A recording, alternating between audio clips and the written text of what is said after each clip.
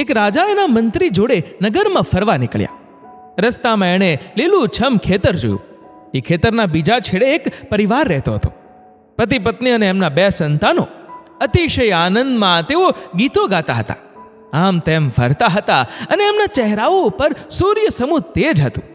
સુખ શું હોઈ શકે એ આ પરિવારને જોતા જ સમજાઈ જાય એમ હતું. રાજાને અતિશય આશ્ચર્ય થયું.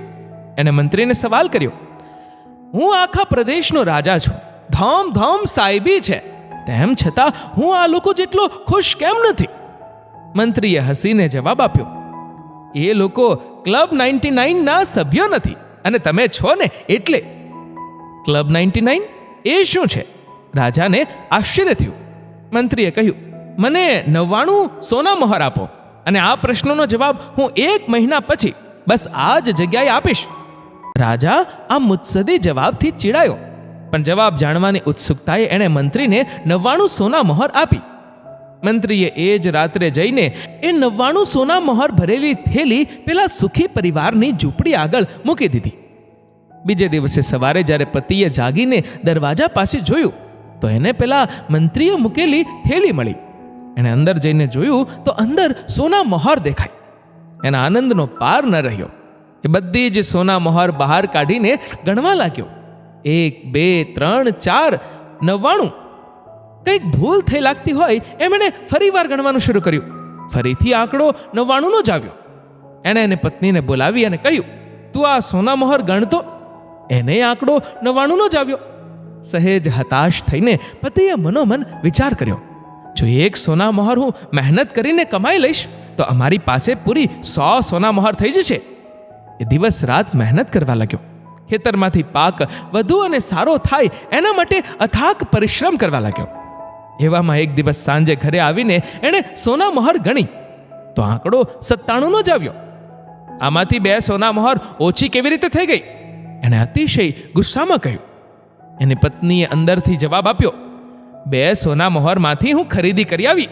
જુઓ આ સાડી કેવી લાગે છે? પતિ ગુસ્સે ભરાયો અને કહ્યું, તને 2 સોના મહોર વાપરવાનું કોણે કહ્યું હતું? હું અહીં આટલી મહેનત કરીને 1 સોના મહોર કમાવાની કોશિશ કરું છું અને તું 2 વાપરી આવી?